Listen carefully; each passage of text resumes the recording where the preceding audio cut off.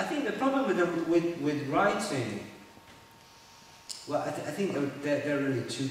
There's that problem of simply the praise given to words, but also the obsession with narrative rather than just language. Because the whole Western the whole Western vision of self basically just means the narrative of myself. That I am the narrative that I tell myself about myself. Which means that I have to be constantly inventing in words who I am and what I'm going to... Like, so one of the things that happen at Meditation Centre is that you're sitting there thinking how I'm going to present this to the folks back home when I get there, you know. My heroism, the stupidity of it, why on earth was I there, self-irony, this, that, and, you know. How is this going to be... And then you begin to realise the futility of this. And one of the wonderful things about the 10 days is that you really have an awful lot of time to realise how futile most of your thinking is. So, if we move on at some point to the other book, what the other book was really posing is, the question in the other book is, you know, is all this Western love of narrative and the story of my pain, because narrative is usually the story of my pain, you know, is it positive or not? Maybe it's not so positive as we think it is, our literature, you know? Maybe there's a perverse element. You seriously considered to stop writing during your retreats? Yeah, I had this moment, you know. Because that would be the logical consequence of things, no? Well, is it?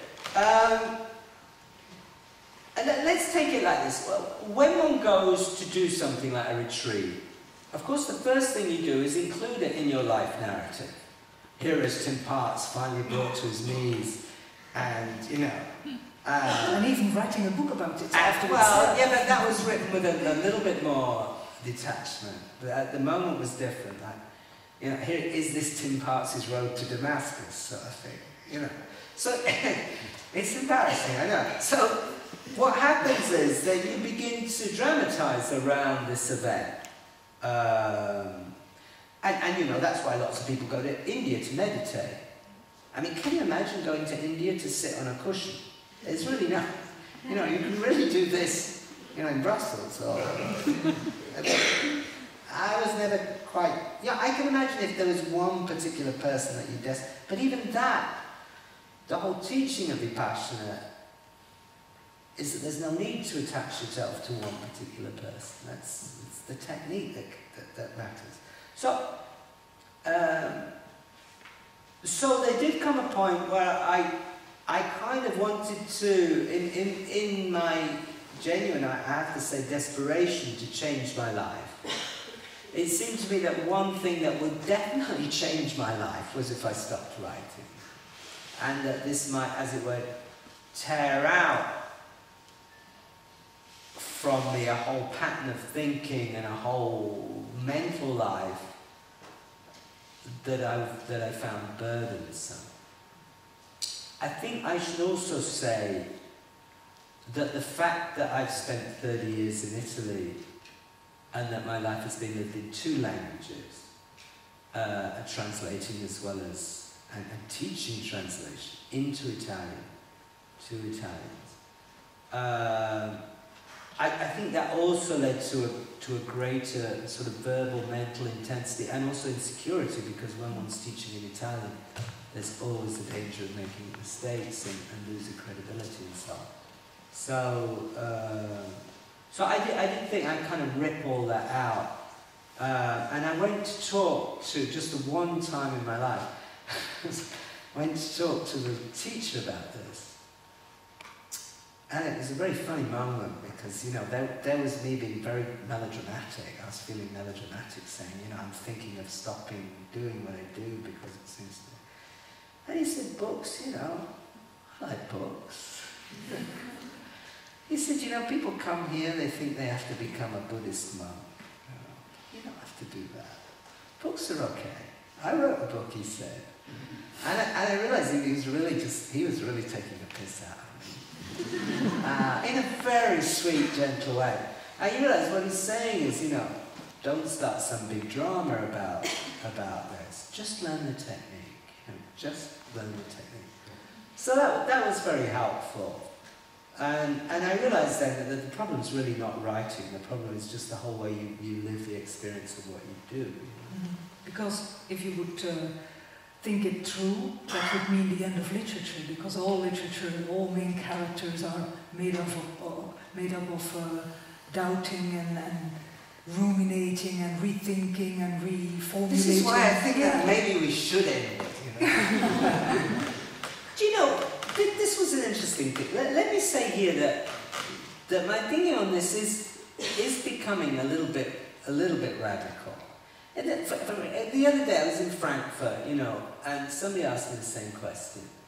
And they said, well, thank God you didn't do that. The important thing is that Tim Parks is writing another book, you know.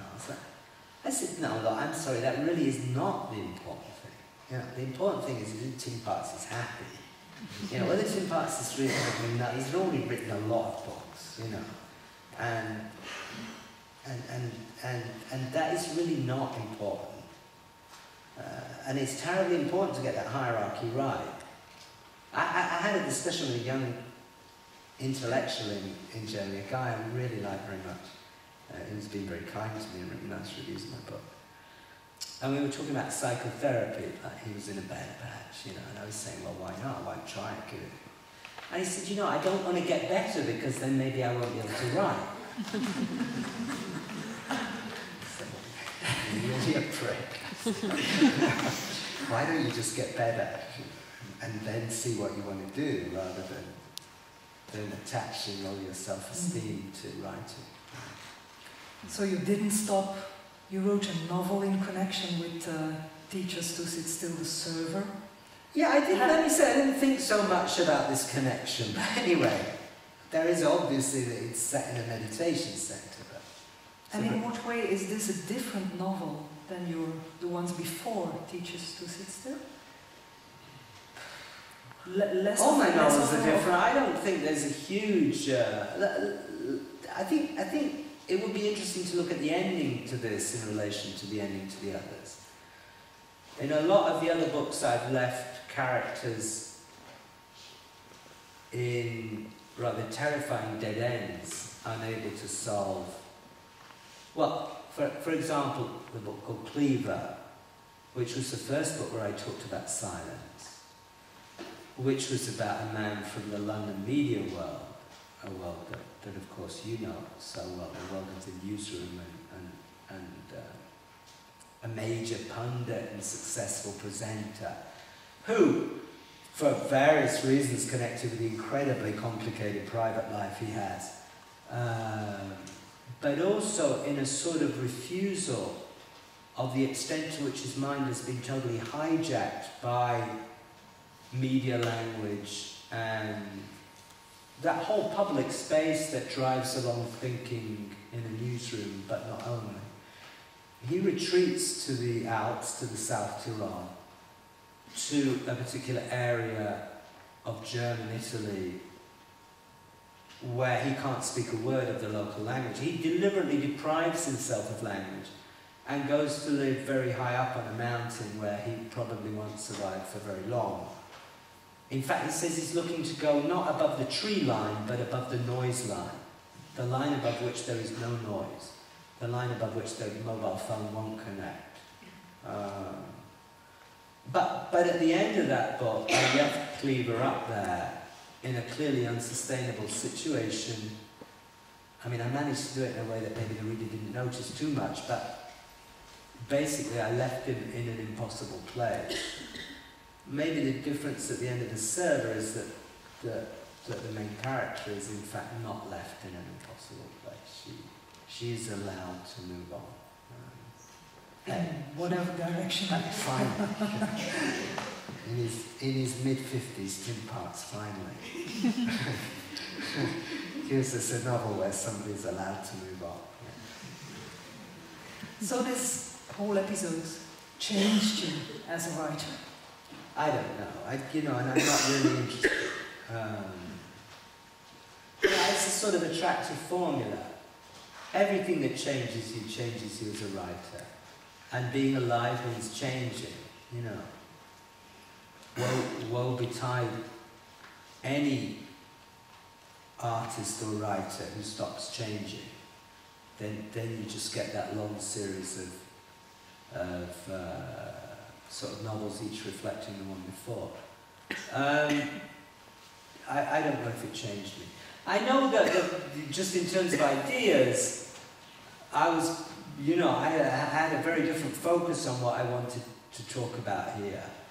A lot of my books have been about obsessive self-narration, but this time I was able to set that, both the girl's self-narration and the narration of a diary that she found, I was able to set that against this other ethos, which is inviting you to step away from self-narrative. So that in a sense the book becomes a novel about novels, even though it's certainly, you know, the reader won't be particularly aware of that. I mean, it's not a book where I want to kind of throw heavy ideas in people's faces, but that's what's going on. A tension between me telling myself the story of me and me moving into another space.